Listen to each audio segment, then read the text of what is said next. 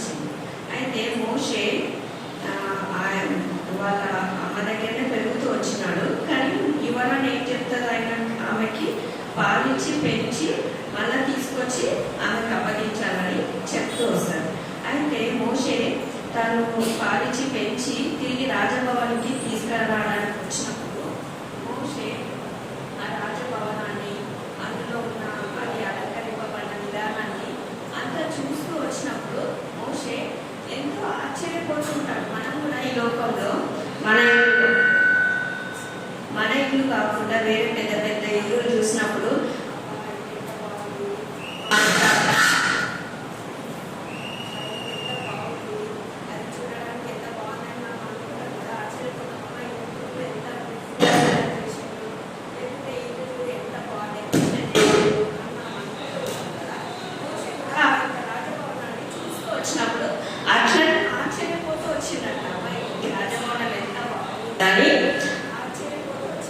మోషే.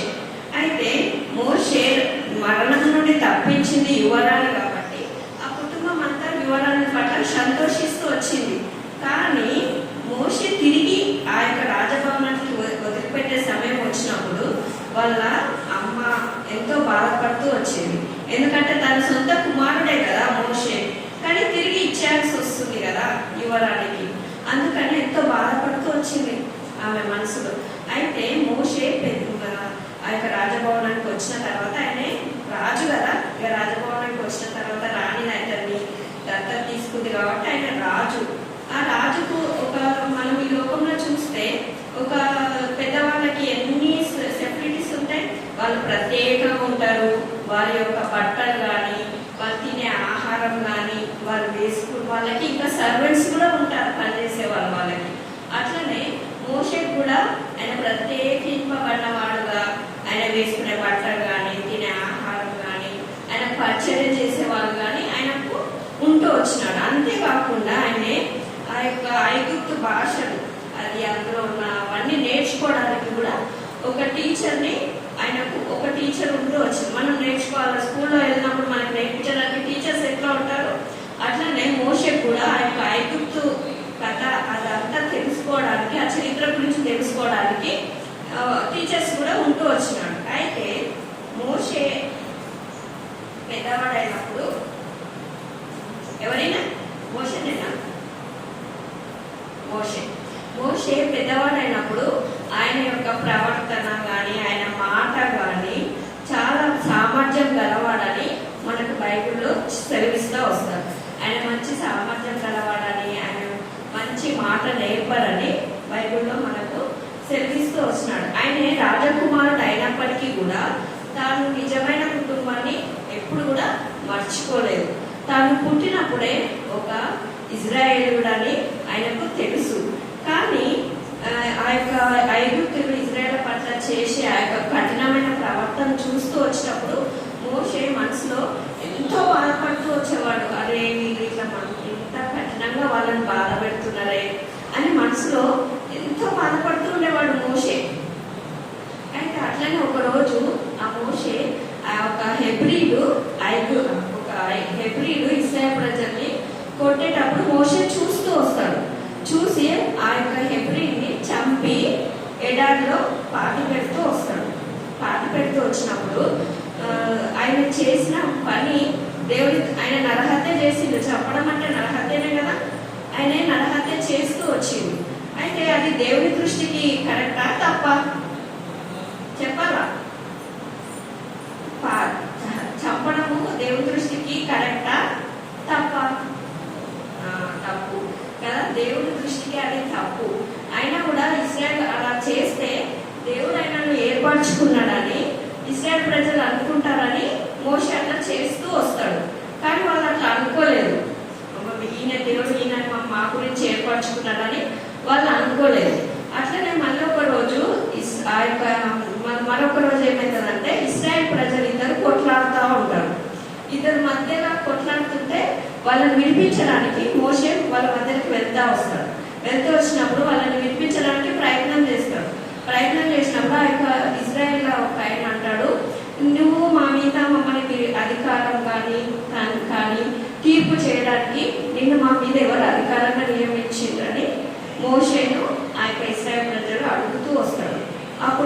అంటాడు ఇశ్రాయేలు, ఆ యొక్క హెబ్రీని చంపినట్టు నన్ను కూడా చంపాలనుకుంటున్నావా నువ్వని, ఆ ఐగుప్తుని చంపినట్టు నన్ను కూడా చంపాలని అనుకుంటున్నావా అని ఆ యొక్క ఇశ్రాయేలు మోషేను అడుగుతూ వస్తాడు. అప్పుడు మోషే అనుకుంటాడు, అమ్మో నేను చంపిన వీళ్ళందరికీ తెలిసిపోయిందే, వీళ్ళందరూ తెలుసుకుని నేను చంపినానని. అయితే ఫరో కూడా తెలిసి ఉంటుంది నేను చంపినానని. అయితే ఫరో కూడా నన్ను చంపమని ఆజ్ఞాపించినట్టు మోషేకి తెలుస్తుంది. తెలిసినప్పుడు మోషే ఏమనుకుంటాడంటే అక్కడ ఉండడం తనకు సేఫ్ కాదు, నన్ను చంపాలని చూస్తున్న వాళ్ళ మధ్య మనం ఉండడానికి ఇష్టపడం కదా. అట్లనే మోషే కూడా తాను అక్కడ ఉండడం తనకు సేఫ్ కాదని తెలిసి ఆయన అక్కడ నుండి వెళ్ళిపోవాలని, వేరే దగ్గరికి వెళ్ళిపోవాలని ఆశపడుతూ వస్తాడు. అక్కడ నుండి పారిపోతూ ఒక పర్వతము దాటి మిద్యాను ప్రదేశానికి వెళ్తాడు మోషే. అక్కడ వెళ్ళి అక్కడ ఒక బావి దగ్గర విశ్రాంతి తీసుకుంటూ వస్తాడు, రెస్ట్ తీసుకుంటూ వస్తాడు. విశ్రాంతి తీసుకుంటూ వచ్చినప్పుడు అక్కడ మోషే అక్కడ కొంతమంది స్త్రీలు మందను, అదే గొర్రెలు ఉంటాయి కదా, వాటికి నీళ్లు పెట్టడానికి అక్కడికి వస్తారు. అయితే అక్కడ ఆల్రెడీ కొంతమంది ఉంటారు గొర్రెలను మేపడానికి. అక్కడ కొంతమంది అక్కడ బావి దగ్గర కూర్చొని వాటికి వచ్చిన స్త్రీలను వాళ్ళు ఆటంకాలు పెడతా వస్తారు. అయితే పెట్టనీయకపోవడం చూసి వాళ్ళకు సహాయం చేస్తూ వస్తాడు మోషే. ఆ మందలకు నీళ్లు పెట్టడానికి మోషే సహాయం చేస్తూ వస్తాడు. మోషే సహాయం చేసి వారికి మందలకు నీళ్లు పెట్టిన విషయం, వారికి ఏ విధంగా సహాయపడుతూ వచ్చిందో వాళ్ళ తండ్రి పేరు ఈత్రో. అతని దగ్గరికి వెళ్ళి మోషే వాళ్ళకి ఏ విధంగా సహాయపడుతూ వచ్చినాడో వాళ్ళ తండ్రితోని వాళ్ళు చెప్తూ వస్తారు. చెప్తూ వచ్చినప్పుడు మోషే వాళ్ళ తండ్రి కూడా ఈత్రో వాళ్ళ వెంబడి వచ్చి మోషేని కలుసుకొని అతన్ని మా ఇంటికి రమ్మని ఆహ్వానిస్తూ వస్తాడు. అయితే మోషే కూడా వాళ్ళ ఇంటికి వెళ్తా వస్తాడు. వెళ్ళి ఈత్రో కుటుంబంతోనే జీవిస్తూ ఉంటాడు. అయితే అట్లా జీవిస్తూనే అందులో వాళ్ళ కుమార్తె ఒకటైన సిఫోరాను వివాహం చేసుకుంటాడు. వివాహం చేసుకొని అతనికి ఇద్దరు కుమారులు కలుగుతారు. అయితే అట్లా మోషే అట్లా వాళ్ళతోనే ఉంటూ ఇంకా కొంతకాలం 40 సంవత్సరాలు ఈత్రో యొక్క మందలను, గొర్రెలను కాస్తూ ఉండేవాడు. 40 సంవత్సరాలు గొర్రెలను కాస్తూనే ఉండేవాడు. అయితే ఆయన రాజభవనంలో ఉన్నప్పుడు ఎట్లా ఉన్నాడు, ఆయనకు సర్వెంట్స్ ఉన్నారు ఆయన చేతి కింద. ఆయన తినే ఆహారం కానీ ఆయన వేసుకునే బట్టలు కానీ అన్ని వేరే. కానీ ఇక్కడ ఆయన జీవిస్తున్న జీవితం వేరే. ఆయన ఇక్కడ పశువులను, గొర్రెలను మేస్తూ జీవిస్తూ ఉన్నాడు. అయినప్పటికీ కూడా ఆయన ఇశ్రాయేల్ ప్రజలు ఎంత బాధపడుతున్నాడో, దేవుడు వాళ్ళకి ఎన్ని రోజులు ఈ శ్రమను అనుమతిస్తాడో అని తన మనసులో ఆలోచించుకుంటూనే ఉంటాడు. ఇశ్రాయేల్ ప్రజల గురించి ఎప్పుడు కూడా మోషే మర్చిపోకుండా వాళ్ళ గురించి ఆలోచిస్తూనే ఉన్నాడు. అయితే ఆయన మోషే ఈత్రో యొక్క గొర్రెల మందను కాస్తూ ఒకరోజు అరణ్యం బయటికి వెళ్తా వస్తాడు. అరణ్యం బయటికి వెళ్తున్నప్పుడు అక్కడ అగ్ని జ్వాలతో మండుతున్న ఒక పొద కనిపిస్తుంది. ఆయనకు అగ్ని జ్వాలతో మండుతున్న ఒక పొద అతనికి కనిపిస్తూ ఉంటుంది. అయితే ఆ పొద కనిపిస్తుంది కానీ అది అంటుకోదు. ఇప్పుడు మనం ఏదైనా అగ్గిపుల్ల వేస్తే పేపర్ అంటుకుంటుంది కదా, అట్లా అది మండుతుంది కానీ పొద కాలిపోవట్లేదు. ఏంటబ్బా ఇది పొద మండుతుంది కానీ ఏం కాలిపోవట్లేదు ఏందని చూద్దామని మోషే దగ్గరికి పోతాడు. దాని దగ్గరికి పోయి ఏంటన్నా చూద్దామని చూస్తే అక్కడ మోషే అని ఒక స్వరము ఆయనకు వినబడతా వస్తుంది. అయితే ఆ స్వరానికి అతను విని చిత్త ప్రభువా అంటాడు. అంటే ఆ స్వరం ఎవరిదో అని చిత్త ప్రభువా అన్నప్పుడు అతడు నువ్వు నిల్చున్న స్థలము, నువ్వు వేసుకున్న చెప్పులు విడుమని, నువ్వు నిల్చున్న స్థలము పరిశుద్ధమైనదని దేవుడు స్వయంగా మోషేతోనే చెప్తా వస్తాడు. నేను నీ పూర్వీకులనైన యెహోవాను, నీవు నిల్చున్న స్థలం పరిశుద్ధమైనదని దేవుడే మోషేతో స్వయంగా మాట్లాడుతూ వస్తాడు. దేవుడు మోషేతో స్వయంగా మాట్లాడుతూ వచ్చినప్పుడు దేవుడు తను ఆ యొక్క మండుచున్న పొదను చూసి తన ముఖంని కప్పుకుంటూ వస్తాడు. కప్పుకున్నాడా? చేతులు అడ్డం పెట్టుకుండు. ఆ సర్వశక్తిమంతుడు సర్వ సృష్టికర్త అయిన దేవుని ముఖాన్ని, ఆ యొక్క మంటను అంత చూడలేక, ఆ అగ్ని జ్వాలను చూడలేక తన ముఖాన్ని 2 చేతులతో కప్పుకుంటూ వచ్చినాడు. అయితే అంత సృష్టికర్త అయిన దేవుణ్ణి మనల్ని కూడా సృష్టిస్తూ వచ్చినాడు. అవునా? తానే మనల్ని సృష్టిస్తూ వచ్చినాడు. అయితే దేవుడు మనల్ని సృష్టిస్తూ వచ్చినప్పుడు మనము దేవునికి విరుద్ధంగా పాపం చేస్తూ వస్తాము. అయితే పాపం అంటే ఏదో పెద్ద పాపం అని కాదు, మన వయసులో ఉండేవి, మన ఏజ్కి సంబంధించినయే పాపం. బైబిల్ ఏం చదివిస్తుంది అంటే రోమా 3:23లో ఏ భేదం లేదు, అందరూ పాపం చేసి దేవుడు అనుగ్రహించి మహిమను పొందలేకపోతున్నారు. అయితే అందరూ కూడా దేవుడు అనుగ్రహించే మహిమను పాపం ద్వారా పొందలేకపోతున్నారు. అందరూ పాపం చేసి, నేను పాపం చేసిన, అందరూ పాపం చేస్తారు. మీ ఏజ్లో మీకు పాపం ఏంటంటే మీరు ముఖాలు మాడవడము, ఏదైనా చిన్నగా ఏమన్నా అంటే మీరు మమ్మీ డాడీ ఏమన్నా అంటే ముఖం మాడుస్తారు కదా, మరి పిలిస్తే కూడా సపోర్ట్ చేయరు. చిన్న ఇట్లా నాన్న అంటే కూడా సపోర్ట్ చేయరు. అది అలగడము, అట్లాంటి పనులు దేవునికి ఇష్టం ఉండదు, అది దేవుడు ద్వేషిస్తాడు. అయితే అట్లాంటి శిక్ష నుండి మనల్ని తప్పించడానికి దేవుడు తన కుమారుణ్ణి ఈ లోకానికి పంపిస్తూ వచ్చినాడు. ఈ లోకానికి పంపించి మన శిక్ష అంతా కూడా ఆయన మీద వేసి ఆ కల్వరి శిలువలో తన రక్తం కారుస్తూ వచ్చినాడు. అంత గొప్ప సర్వశక్తిమంతుడైన సృష్టికర్తను మనం కూడా కలిగి ఉంటాము. అయితే దేవుడు తన ముఖాన్ని కప్పుకుంటూ వస్తున్నాడు. అయితే నిలవబడినప్పుడు, ఆయన ముఖాన్ని కప్పుకున్నప్పుడు దేవుడు మోషేను పిలిచి, మోషే, నువ్వు ఆ యొక్క ఇశ్రాయేలు ప్రజల యొక్క మొరను నేను వింటూ వచ్చినాను, వాళ్ళ శ్రమను నేను చూస్తూ వచ్చినాను. వాళ్ళ ఇశ్రాయేలు ప్రజలు శ్రమ పడుతున్నారు కదా ఐగుప్తులో, వాళ్ళ యొక్క మొరను నేను వింటూ వచ్చినాను, వాళ్ళ శ్రమను నేను చూస్తూ వచ్చినాను. అయితే ఫరో దగ్గరకు నిన్ను పంపుతున్నాను, నిన్ను ఫరో దగ్గరికి పంపి ఆ యొక్క ఐగుప్తు బానిసత్వాల నుండి ఇశ్రాయేలుని రప్పించడానికి నేను నిన్ను ఏర్పరచుకున్నానని దేవుడు మోషేతో చెప్తా వస్తాడు. అయితే దేవుడు తనను ఏర్పరచుకున్నాడు, ఇశ్రాయేలు ప్రజల్ని నేను విడిపించగలనా, ఇంత పెద్ద పనిని నేను చేయగలుగుతానా అని మోషే ఆలోచిస్తూ వస్తాడు. కానీ దేవుడు మనకు ఏదైనా పని చేయమని చెప్తూ వచ్చినప్పుడు మనం ఏం చేయాలో వెంటనే ఏముంది, దేవునికి మనము విధేయంగా చూపాలి. ఏదైనా పని దేవుడు మనల్ని చెయ్యమని అడుగుతూ వచ్చినప్పుడు వెంటనే మనము విధేయత చూపించాలి దేవునికి. అది మనతో కాదు చేయడం, మనకు అంత సామర్థ్యం ఉండదు. ఎందుకంటే మన గురించి దేవునికి తెలుసు, మనం అంత చేయగలుగుతామని దేవుడు అనుకోడు. కానీ మనం విధేయత చూపించినప్పుడు ఆ పని చేయడానికి దేవుడే మనకు సహాయం చేస్తూ వస్తాడు. అయితే మోషేను దేవుడు నేను నీకు తోడై ఉంటా, నువ్వు ఇశ్రాయేలు ప్రజల దగ్గరికి వెళ్ళమని చెప్తూ వచ్చినప్పుడు మోషే కూడా దేవునికి విధేయత చూపిస్తూ వచ్చినాడు. చూపించి అయితే నేను వెళ్తాను, కానీ ఇశ్రాయేలు ప్రజల దగ్గరికి నేను వెళ్ళినప్పుడు వారు నిన్ను ఎవరు పంపించిండ్రని నన్ను అడిగితే నేను వాళ్ళకి ఏం చెప్పాలా? ఇప్పుడు ఎవరైనా సడన్ గా మీ దగ్గరికి వచ్చి మీతో ఇది అలా అని చెప్తుంటే అసలు నిన్ను నా దగ్గరికి పంపించింది ఎవరు పంపించిండ్రు, ఎవరు అడగమన్నారు నిన్ను ఇట్లా అని అంటాం కదా. అట్లనే వాళ్ళు కూడా ఇశ్రాయేలు ప్రజలు నిన్ను పంపించింది ఎవరని నన్ను అడిగితే నేను వాళ్ళకి ఏమని చెప్పాలని దేవుడిని ప్రశ్నిస్తూ వస్తాడు. ప్రశ్నిస్తూ వచ్చినప్పుడు దేవుడు నేను నీకు తోడై ఉన్నాను, నేను ఉన్నవాడను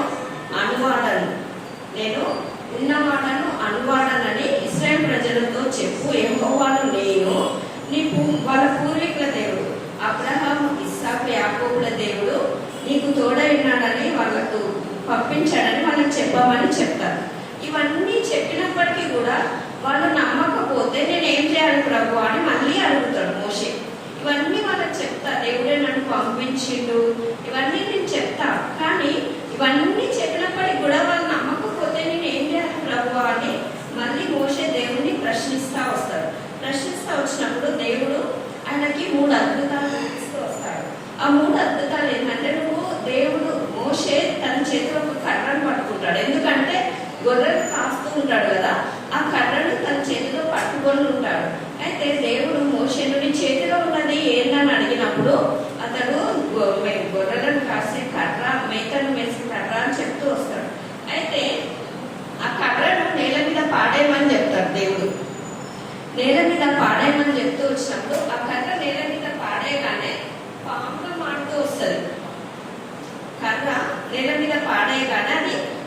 పాముగా మారుతూ వస్తుంది. మళ్ళా దాని తోకను పట్టుకోమని చెప్తూ వచ్చినప్పుడు మళ్ళా తోకను పట్టుకున్న వెంటనే అది కర్రగా మారిపోతుంది. మళ్ళీ తర్వాత తన 2 చేతులను లోపల జేబులోకి లోపల పెట్టుకోమని, షర్ట్ లోపల పెట్టుకోమని చెప్తూ వస్తాడు. తను మంచిగా, ఇప్పుడు నా చేతులు ఎంత బాగున్నాయా?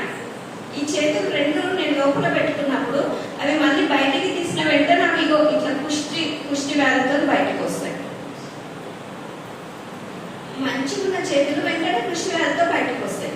మళ్ళా దేవుడు నీ చేతులు లోపల పెట్టుకోమన్నప్పుడు మళ్ళీ లోపల పెట్టుకున్నప్పుడు ఆ కుష్టి వ్యాధి పోయి మళ్ళీ మంచిగా మామూలు చేతులాగా బయటకు వస్తాయి. ఈ 2 అద్భుతాలు చేసినప్పటికీ కూడా ఇశ్రాయేలు ప్రజలు నమ్మకపోతే నైలు నది నీళ్లు కొన్ని తీసుకొని ఆరిన నేల మీద పోయమని చెప్తారు. అప్పుడు ఆరిన నేల మీద పోసినప్పుడు ఆ నీళ్లు రక్తంగా మారుతూ వస్తాయి. ఆ నీళ్ళు ఏమైతే రక్తంగా మారుతూ వస్తాయి. ఈ 3 అద్భుతాలు వాళ్ళకి చేయమని మోషే నేను నీకు తోడై ఉన్నా వెళ్ళమని చెప్తూ వస్తాడు. ఆయన ఇన్ని అద్భుతాలు చూసినప్పటికీ కూడా మోషే ఇంకా భయపడుతూ వస్తాడు. అమ్మో, నేను ఇశ్రాయేలు ప్రజల్ని విడిపించగలుగుతాను. ఇన్ని అద్భుతాలు దేవుడు చెప్తూ వచ్చినప్పటికీ, చూపిస్తూ వచ్చినప్పటికీ కూడా దేవునికి భయపడుతూ వస్తాడు. ఇంకా నేను చేయగలనా ఈ పని అని. అయితే మనం ఎప్పుడైతే దేవునికి విధేయత చూపిస్తామో, ఒబీడియన్ కలిగి ఉంటామో, అప్పుడు ఆ పని చేయడానికి దేవుడే మనకు సహాయం చేస్తూ వస్తాడు. దేవా, నేను ఈ పని చేయలేను, ఇది మనం చేస్తామో లేదో దేవునికి తెలుసు, కానీ దేవుడు మనల్ని పని చేయమంటాడు. ఇప్పుడు మామూలుగా వినయ్ ఇంకా వీళ్ళ పిల్లలు ఉన్నారు సండే స్కూల్లో వాయిద్యాలు వాయించడము, ఇలా అది దేవుడు వాళ్ళకి ఇచ్చిన తలాంతు.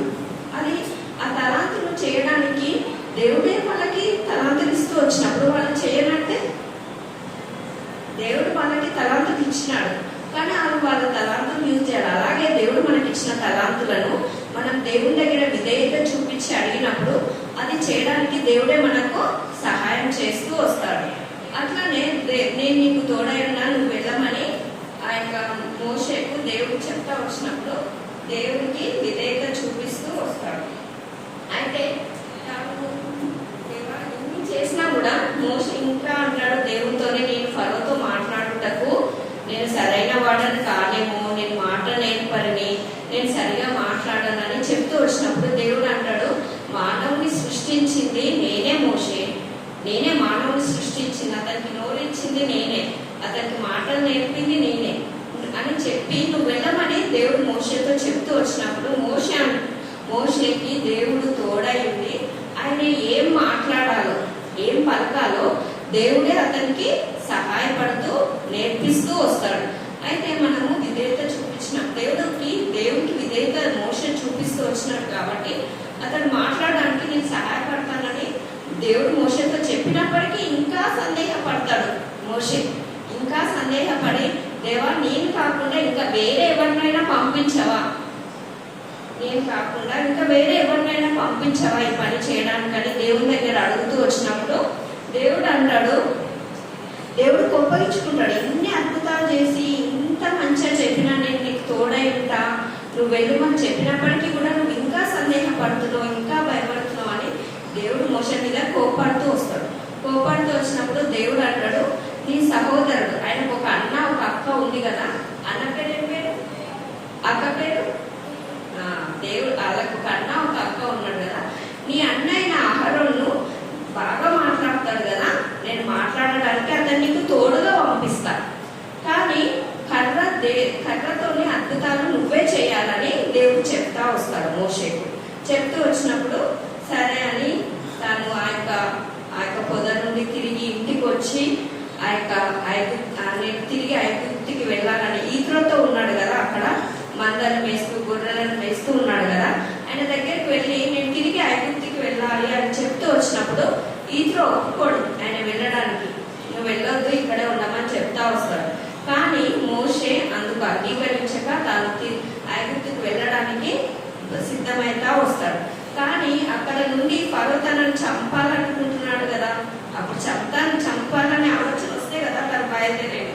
అయితే తను బయలుదేరేటప్పుడు ఇవన్నీ ఆలోచించుకుంటూ ఉంటాడు, అమ్మో నేను తిరిగి ఐగుప్తుకి వెళ్తే అక్కడ ఫరో నన్ను ఏం చేస్తాడో, ఆ యొక్క ఇశ్రాయేలు ప్రజల్ని ఎన్ని నిన్నా 20 లక్షల మందిని నేను బయటికి తీసుకురాగలనా అని ఇవన్నీ ఆలోచించుకుంటూ వస్తాడు. కానీ దేవుడు మోషేకు తోడైనాడని తాను నమ్మి బయలుదేరుతూ వచ్చినప్పుడు ఆయన భార్య సిఫోరా ఆయనకు బయలుదేరమని చెప్తూ వచ్చినప్పుడు దేవుడు ఇవన్నీ నీకు చెప్తూ వచ్చినాడా? ఇశ్రాయేల్ ప్రజలు నిన్ను వెంబడిస్తారని, మోషే నిన్ను చెప్పకుండా ఉన్నాడని, ఇవన్నీ నువ్వు నిజంగా నమ్ముతున్నావా? దేవుడు నీతో చెప్తూ వచ్చినాడా అని సిఫోరా మోషేను అడుగుతూ వస్తుంది. అడుగుతూ వచ్చినప్పుడు మోషే అంటాడు, ఆ యొక్క పొదలో తను జరిగింది కదా, మండుచిన పొద దగ్గరికి వెళ్ళినప్పుడు దేవుడు మోషేతో మాట్లాడుతూ వచ్చిన విధానాన్ని అంతా కూడా ఆయన వాళ్ళ భార్య అయిన తను ఇశ్రాయేల్ ప్రజల్ని విడిపించాలని ఆజ్ఞ దేవుడు తనకి ఇచ్చినాడని ఆ యొక్క భార్యతో సిఫారాతో అన్ని చెప్తూ వస్తాడు.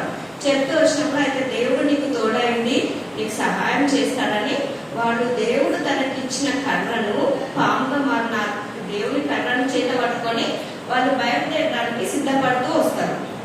అయితే దేవుడు మోషేతో చెప్తూ వచ్చినాడు కదా, నీతో మాట్లాడడానికి నేను నీకు ఒకరిని మీ అన్నని ఇస్తానని. అయితే దేవుడు వాళ్ళ సహోదరుడైన అన్న అయిన అహరోన్తో కూడా దేవుడు మాట్లాడుతూ వస్తాడు మోషే గురించి. నువ్వు మోషే దగ్గరికి వెళ్ళాలి, ఆయనను కలుసుకోమని దేవుడు అహరోన్కి చెప్తూ వచ్చినప్పుడు అహరోన్ కూడా దేవుడి మాటకు విధేయత చూపిస్తూ వస్తాడు. విధేయత చూపిస్తూ వచ్చినప్పుడు మోషే దగ్గరికి వెళ్ళి అహరోను మోషేను ఎడారిలో అరణ్యంలో కలుసుకుంటూ వస్తారు ఇద్దరు. అప్పటి వరకు వాళ్ళిద్దరు కలుసుకోక ఎన్ని సంవత్సరాలు అవుతుందంటే 40 years, 40 సంవత్సరములు. 40 సంవత్సరంలో ఇద్దరు అన్నదమ్ములు ఒకరి ముఖం ఒకరు చూసుకోలేదు, ఒకరితో ఒకరు కలుసుకోలేదు, మాట్లాడుకోలేదు. అయితే వాళ్ళ అన్న వాళ్ళ తమ్ముడు దగ్గరికి వెళ్తూ వచ్చినప్పుడు వాళ్ళ తమ్ముడు గురించి తెలిసి అన్ని ఆలోచించుకుంటూ వస్తాడు. అవరే మా తమ్ముడు ఇప్పుడు ఎట్లా ఉన్నాడు, ఇట్లానా, అదే అవన్నీ ఆలోచించుకుంటూ మోషే దగ్గరికి అహరోను వస్తారు. వాళ్ళిద్దరు అరణ్యంలో కలుసుకున్నప్పుడు ఇద్దరు కౌగిలించుకొని ఒకరినొకరు మాట్లాడుకుంటూ అయితే మోషే అహరోనుకి చెప్తూ వస్తాడు, దేవుడు నన్ను ఈ పని చెయ్యమన్నాడు, ఐగుప్తుల నుండి బానిసత్వం నుండి అయితే ఇశ్రాయేల్ ప్రజల్ని విడిపించమన్నాడని అహరోను మోషే ఇద్దరు మాట్లాడుకుంటూ తిరిగి ఐగుప్తుకి వెళ్ళేంత వరకు ఇదే విషయాలు మాట్లాడుకుంటూ వెళ్తారు వాళ్ళిద్దరు. అయితే వాళ్ళిద్దరు ఐగుప్తుకి వెళ్ళిన తర్వాత అక్కడ ఇశ్రాయేల్ ప్రజల్ని కొందరిని పోగు చేస్తూ వస్తాడు పెద్దలందరినీ అహరోను.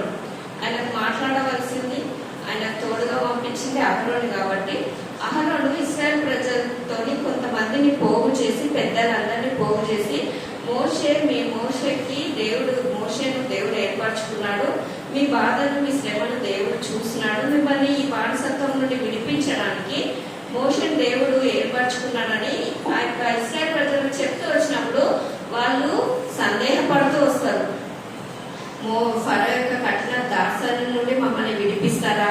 ఆ మాటలు వీళ్ళకు వినడానికి అంత కరెక్ట్ గా అనిపించడం లేదు. ఇన్ని సంవత్సరాల తర్వాత వచ్చింది మోషే, వచ్చి నేను మిమ్మల్ని ఆ బానిసత్వం నుండి విడిపించి మిమ్మల్ని తీసుకెళ్తానని చెప్తే వాళ్ళు అంత సిద్ధంగా లేరు ఆ మాటను అంగీకరించడానికి. వాళ్ళు ఆలోచిస్తా ఉన్నారు, అవునా మోషే మమ్మల్ని వదిలిపెడతాడా, ఈ బానిసత్వం నుండి మేము విడుదల పొందుతామా అని ఆలోచిస్తూ వస్తారు. ఆలోచిస్తూ వచ్చినప్పుడు ఆ 3 అద్భుతాలు దేవుడు 3 అద్భుతాలు చూపించింది కదా. ఏం అద్భుతాలు?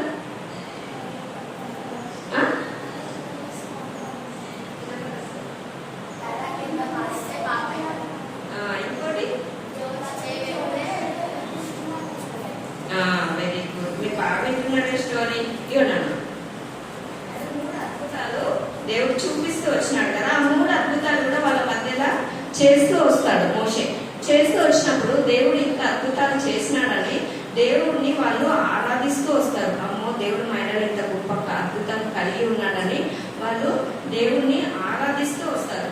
అయితే తిరిగి వాళ్ళు మోషే అహరోను ఇద్దరు ఫరో దగ్గరికి వెళ్ళే సమయం వస్తుంది.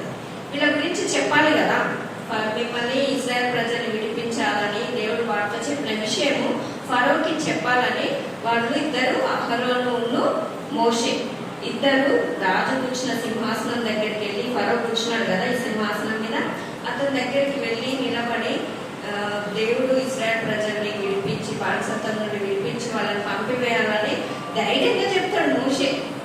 ఆయన దగ్గరికి వెళ్తున్నప్పుడు భయపడతాడు మోషే. ఫరోను చూడగానే మోషే భయపడతాడు, కానీ దేవుడిని బట్టి ధైర్యం తెచ్చుకొని ధైర్యంగా చెప్తాడు, దేవుడు వీళ్ళని వదిలివేయమన్నాడని చెప్తాడు. అయితే మోషే చెప్తున్నప్పుడు ఫరో అంటాడు దేవుడు ఎవరు, ప్రభు ఎవరు, నాకెవరు తెలియదు దేవుడు అంటే, నేను ఇశ్రాయేలు ప్రజలను ఎందుకు పంపించను అని చెప్తా వస్తాడు. చెప్తా వచ్చినప్పుడు దేవునికి ఫరోకి నిజంగా తెలియదు సృష్టికర్త ఎవరు, అసలు గొప్ప దేవుడు ఎవరు, నిజమైన దేవుడు ఎవరని తెలియదు. కానీ మనకు తెలుసు కదా నిజమైన దేవుడు ఎవరని. మన పాపంల కొరకు ఆయన కుమారుని లోకానికి పంపించి ఆయన కల్వశిలలో మన రక్తాన్ని కార్చినాడని మనకు తెలుసు.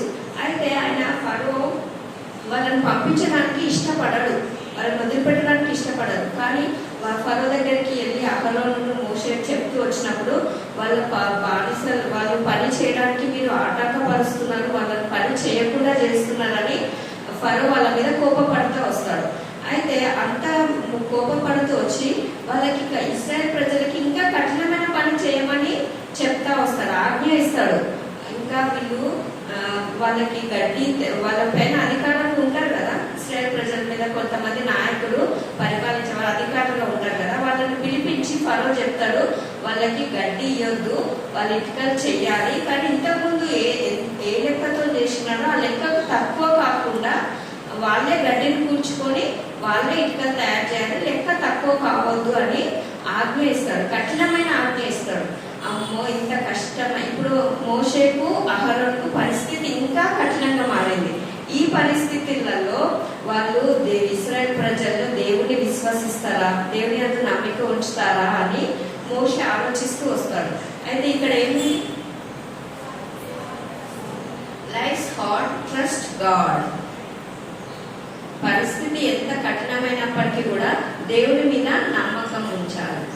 దేవుని మీద నమ్మకం ఉంచితే ఏదైనా సాధ్యమవుతుందని మన మోషే అహరోనులు ఇంత కఠినమైన పరిస్థితుల్లో మేము చెప్పేది వాళ్ళు వింటారా, వాళ్ళు నమ్మగలుగుతారా, పరిస్థితి చాలా ఇబ్బందికరంగా ఉందని మోషే అహరోనులు ఆలోచిస్తూ ఉంటారు. అయితే వాళ్ళు ఆయన బానిసగా ఉన్న ఆ యొక్క నాయకులు వాళ్ళ దగ్గరికి వెళ్ళి మేము మీకు గడ్డి ఇయ్యము, మీరే ఇశ్రాయేలు ప్రజల దగ్గరికి వెళ్ళి నాయకులు చెప్తా వస్తారు, మేము మీకు గడ్డి ఇయ్యము కానీ మీరే ఇటుకలు తయారు చేయాలి, కానీ లెక్కకు తక్కువ కావద్దు అని వాళ్ళకి చెప్తా వచ్చినప్పుడు వాళ్ళు ఏం చేస్తారు, గడ్డి సమకూర్చుకొని తొందరగా వెళ్ళి ఇప్పటి వరకు వీళ్ళు గడ్డి ఇచ్చిండ్రు, కానీ ఇప్పుడు వీళ్ళే గడ్డి తెచ్చుకోవాలి, టైం పడుతుంది కదా. వీళ్ళే వెళ్ళి గడ్డి తెచ్చుకొని ఆ యొక్క ఇటుకలు తయారు చేసేసరికి వాళ్ళకి ఇంతకుముందు చేసిన దానికని చేసినంత వాళ్ళు చేయలేకపోతే వస్తే వాళ్ళని ఫరో ఆ యొక్క నాయకులు వాళ్ళని కొడతా వస్తారు. పాపం బాగా లెక్కకు తక్కువ చేసిండ్రని బాగా కొడతా వస్తారు. కొడతా వచ్చినప్పుడు వీళ్ళు ఫరో ఇశ్రాయేలు ప్రజల మీద అధికారులు వీళ్ళు ఏం చేస్తారు, ఫరో ఇచ్చిన ఆజ్ఞ ఎంత కఠినమైన ఆజ్ఞ, దాని గురించి ఫిర్యాదు చేయడానికి ఫరో దగ్గరికి వెళ్తారు. ఇంత కఠినమైన ఆజ్ఞ ఇచ్చినాడు, మమ్మల్ని కొట్టినాడు అని చెప్పడానికి ఫరో దగ్గరికి వెళ్తూ వచ్చినప్పుడు ఫరో అంటాడు, ఇంకా వాళ్ళ మీద కోపం తెచ్చుకొని మీరు చాలా మీకు చాతనైతే లేదు పని చేయడానికి, వాళ్ళు మీకు అప్పగి ఇంకా కోపంతో చెప్తా వస్తాడు, మీకు అప్పగించిన పనిని మీరు చెయ్యండి అని చెప్తా వస్తాడు. నేను చేయమని చెప్తూ వచ్చినప్పుడు వాళ్ళు ఏం చేస్తారు, తిరిగి నిరుత్సాహంతో బయటకు వస్తారు. ఏం చేయలేని పరిస్థితి కదా, వాళ్ళు బయటికి ఆ యొక్క రాజభవనం నుండి బయటకు వచ్చేస్తారు. బయటికి వచ్చేసినప్పుడు అక్కడ మోషే అహరోను ఇద్దరు నిలబడతా ఉంటారు.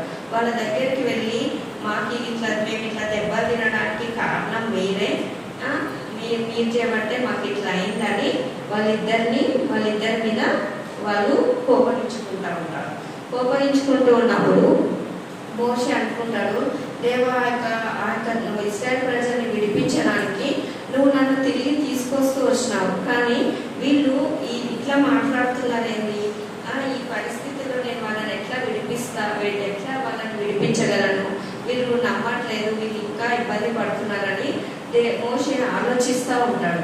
అయితే వాళ్ళ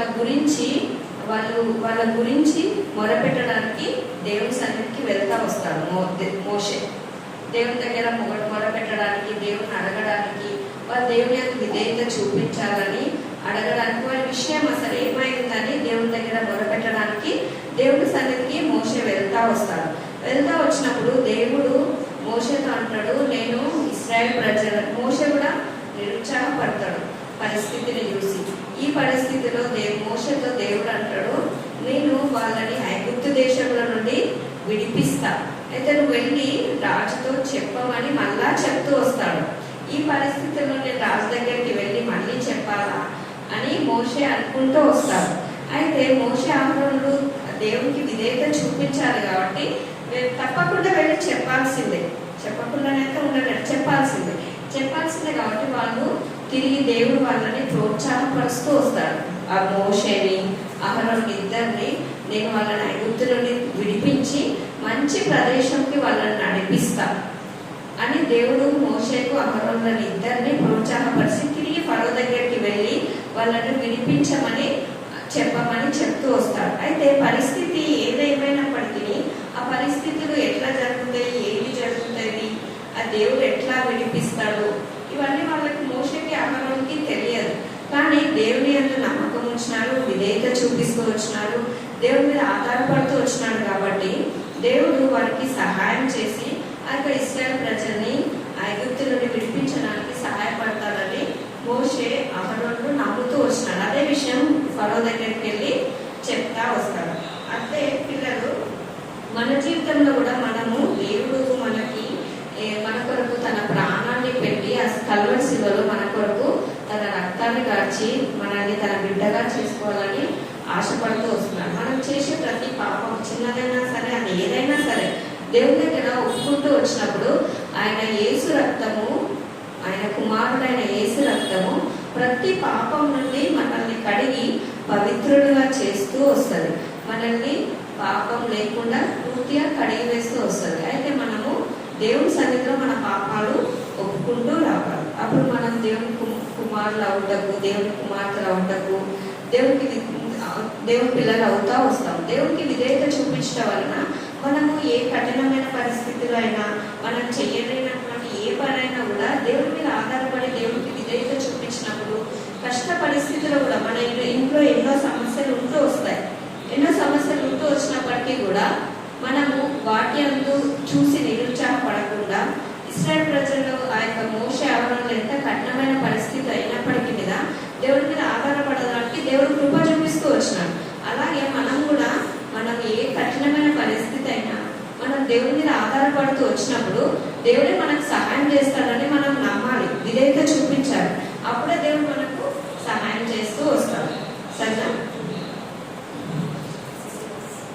ఈరోజు నిన్న ఎవరు సెవెన్ నేర్చుకున్నారు చెప్పు. లేవు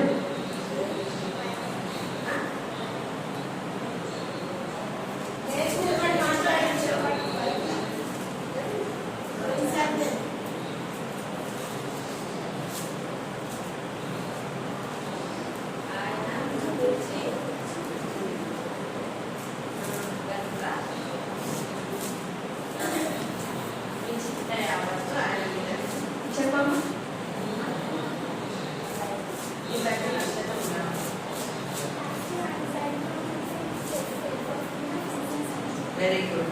నువ్వు చెప్పినా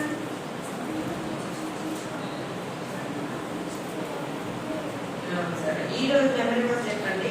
మిమ్మల్ని పిలుచువాడు నమ్మకమైన వాడు కనుక అలాగూ చేయును. మొదటి తెస్సలోనిక 5:24. అయితే నేను మిమ్మల్ని వచ్చిన క్వశ్చన్స్ ఇంకొకసారి చెప్పండి. మిమ్మల్ని పిలుచుచున్నవాడు నమ్మకమైన వాడు కనుక అలాగూ చేయును. మొదటి తెస్సలోనిక 5:24. సరే, ఇప్పుడు నేను మిమ్మల్ని క్వశ్చన్స్ అడుగుతా. దేవుడు మోషేను మళ్ళీ ఐగుప్తు నుండి ఇశ్రాయేల్ ప్రజల దగ్గరికి తీసుకెళ్ళడానికి ఎన్ని ఇయర్స్ పట్టింది?